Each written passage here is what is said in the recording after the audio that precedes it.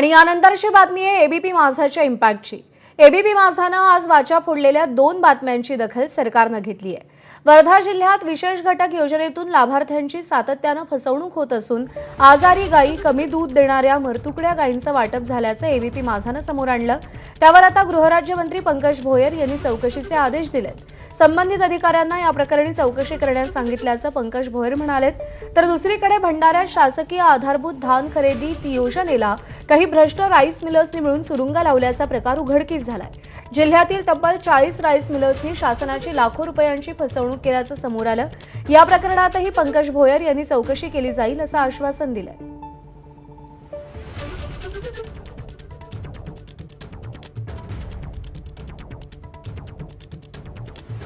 नैसर्गिक आपत्तीमुळे, नैसर्गिक संकटामुळे विदर्भातला शेतकरी हा अडचणीत आलेला आहे आणि अशा वेळेस त्याला कुठेतरी मदत झाली पाहिजे, तो स्वतःच्या पायावर उभा राहायला गेला पाहिजे। याच्याकरता पूरक उद्योगधंदा मिळण्याकरता शासनाच्या वतीनं त्यांना अशा पद्धतीचे जनावर उपलब्ध करून देण्यात येतात, ज्या माध्यमातून तो स्वतःचा पूरक उद्योग त्या ठिकाणी उभा करू शकेल।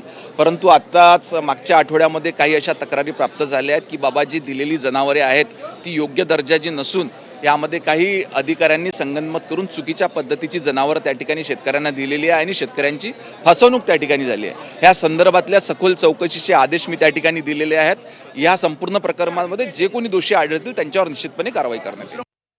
या संदर्भात ज्या ज्या काही तक्रारी राहतील त्या संदर्भात आम्ही तक्रारी प्राप्त करून घेतल्या आहेत, त्या संदर्भात देखील चौकशीचे आदेश दिले आणि जे कोणी दोषी आढळतील, कारण अशा पद्धतीनं चुकीचं शासनाची फसवणूक करण्यावर निश्चितपणे कारवाई करण्यात येईल।